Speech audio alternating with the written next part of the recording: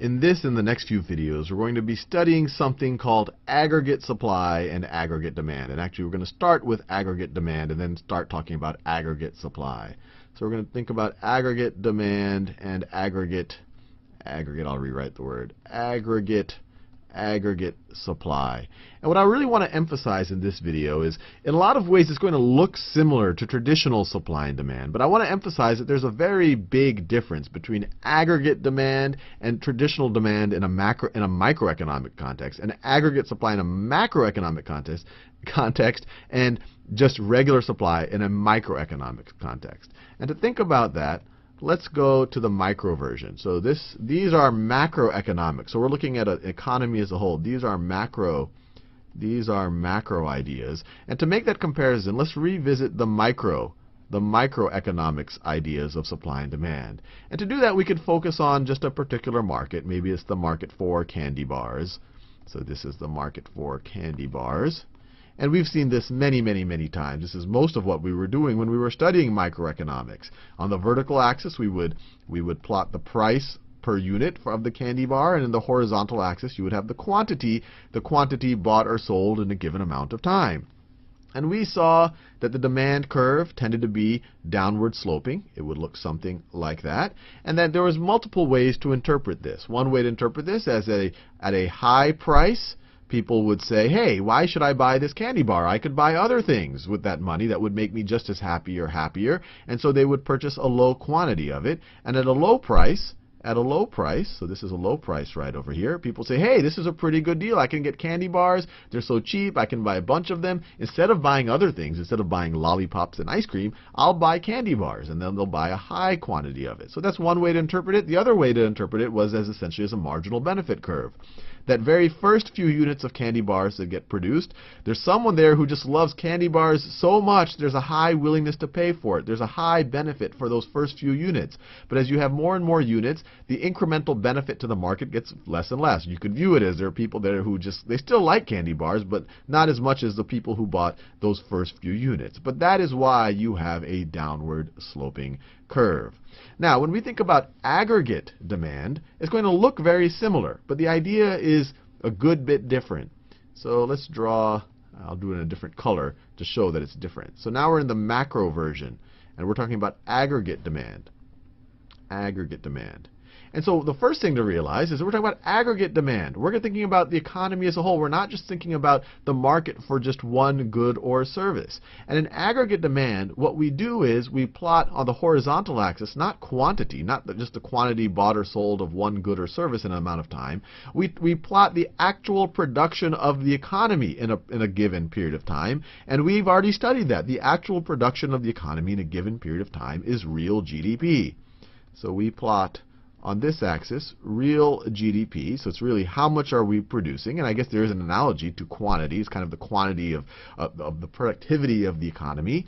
And in this axis right over here, we plot price level. So this is prices. But this isn't prices for one good or service. This isn't just the price for candy bars. This is the general level of prices in the economy, or maybe you say, the weighted average, or however you want to measure it, some way of measuring the level of prices in the economy. And what we will see is that this is a downward sloping curve. It does look like this. It will look something like this, or we can assume, or at least, actually, we actually don't know whether it definitely looks like that, but economists will tell you it looks like that based on certain theories. And they like it this way because it starts to explain based on their models, and you can kind of separate out the emotional aspects of economics. It is one way of potentially explaining economic cycles, although, as you know from the last video, I'm actually a stronger believer in the emotional aspects of it. But it will be downward sloping. It will be downward sloping like this. And once again, this is one product, goods or service right over here. This is the economy as a whole. This is just the general level of prices. This is the actual productivity of the economy. So this is saying, and it's a little unintuitive at first, that if prices are high, and it's seldom this extreme. It's not like the GDP would go to zero, but we'll just assume it's simplified like this. Maybe I'll draw it something like this. Maybe I'll have it something like maybe draw it something like that, so I don't have to make the extreme statement that if prices are at some level that there will be no GDP. But it's in general saying that if prices are high, GDP will contract, and and remember, ceteris paribus, all other things equal, if prices are low, GDP will expand. And it's happening for completely different reasons than this downward sloping. This downward sloping was essentially a substitution effect. When prices are high, people said, hey, I don't need to buy candy bars. I can go buy ice cream or Slurpees or slushies or something else that makes me happy.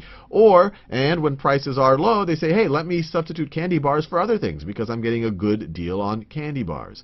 Over here, that is not what is happening. What's happening here, and there's a couple of kind of theories why economists will justify a downward sloping aggregate demand curve. So this right here is, let me make this clear, this is aggregate demand. This is the demand. This is essentially saying how much productivity there will be in the economy as a function of price levels in the economy. So this is aggregate demand, and this is just demand right over here.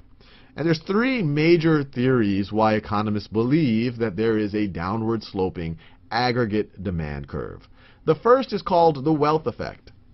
Let me write these down. The first is called the wealth effect. The first is called the wealth effect.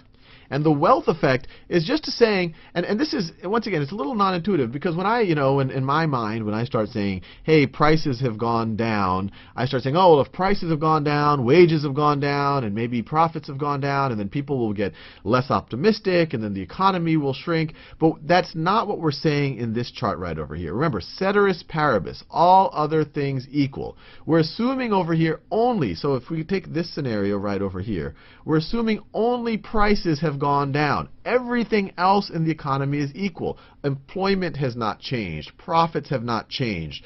People's optimism has not changed. The only thing that changes is people wake up one day and everything in the economy is half the price it was before.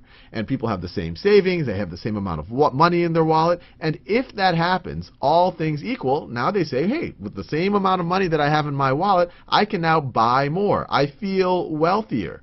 So that's the wealth effect. They will say, I will go and demand more goods and services because with what I have in my pocket, I can go buy more things. And likewise, if for whatever reason people woke up the next morning, and remember, all other things equal, they say the price of everything were to double, they say, oh my God, I can't buy anything anymore. Everything's too expensive. I have to buy less of it. I'm going to demand fewer goods and services. And so the wealth effect is one theory that would explain, remember, all other things equal, why you would have a downward sloping aggregate demand curve. The other one is related to interest rates. The other one is related to, and I would call it savings effect, savings and interest rate effect. Interest rate effect. Because you can imagine, if before this bar represented the total amount of money someone had in their pockets, and this is how much they needed to spend on goods and services in order to have a nice, happy, productive life, and this is what they were originally going to save. Now all of a sudden, if things get a lot cheaper, they don't have to spend this much on goods and services. They could spend less on goods and services. So maybe if things got a lot cheaper, they could spend less on goods and services. So now they could spend maybe this amount on goods and services, and they could save much more. So right over here, so if everyone, remember, all other things equal, if everyone woke up tomorrow and things were just half price, people would be able to spend less on the things they need, and they would be able to save a lot more money. And we've seen before, savings, when people save money, it just goes into the financial system. You save it, you put it into the bank, and it just gets lent out to other people. And so when you have increase in savings, so remember, all other things equal, when prices go down, all other things equal, then savings go up, which means that the supply of money to be lent, supply of lenders or money to be lent, money lending goes up, and we saw that in a previous video. If you increase the supply of money that can be lent, the price of borrowing the money will go down. Or another way to think about it, interest rates. Interest rates will go down. And when interest rates go down, it becomes cheaper, you have to spend less interest, to borrow money and make investments. Borrow money, build a house, borrow money, build a factory, borrow money, do whatever, buy inventory. And so interest rates go down, that stimulates investment. That stimulates investment, which once again would cause the economy to expand. You would have more goods and services being produced. And likewise, if you went the other way, if prices went up, so this is prices, this is a situation where prices went down. If prices went up, now all of a sudden people have to spend more of their money, of their money on what the things that they maybe think that they need to survive and be happy, and there will be less savings. And if there's less savings, then there's less money to be lent, and then there will be higher interest rates, and then there will be less investment, and so the economy will contract. So real GDP, and remember when I say GDP here, maybe I'll call it real GDP would go down. So this is real GDP would go up. And then the third theory of why, or the third, I guess, justification, because economists like to have this downward sloping curve so that they can justify and we'll see how aggregate supply and demand can cause business cycles. The third effect is essentially, I'll call it a foreign exchange effect. A foreign exchange effect. So foreign exchange. Based on the line of reasoning, so let's say a situation once again where prices went down. Based on the line of reasoning in justification 2, we said if prices go down, then interest rates go down because there's more money to be lent in that economy, in that currency. And if interest rates go down, investors might say, hey, I only get low interest in my country. Why don't I convert my money into other currencies where I can get higher interest rates? And so if interest rates go down, people convert out of the currency. Convert out of the currency. So maybe before, if we're talking about America and maybe the interest rates are really low in the US and interest rates are higher in the UK, maybe because prices didn't go down there as much, people say, hey, I'm going to convert my money from dollars to pound sterling.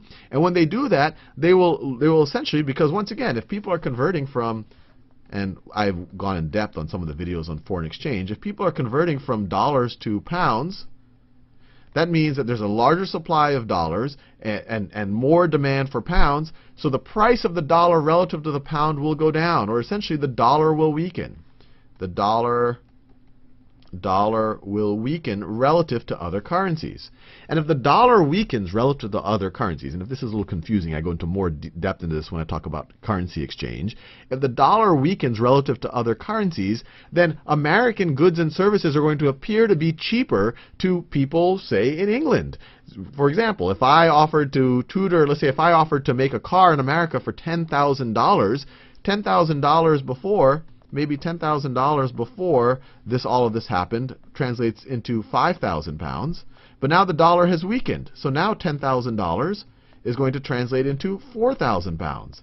And so foreign consumers will say, hey, wow, American cars just got cheaper when we viewed in our own currency. And so more and more of them are going to want to buy American things. So America will export more. And once again, if there's more demand for American goods and services, the GDP will expand.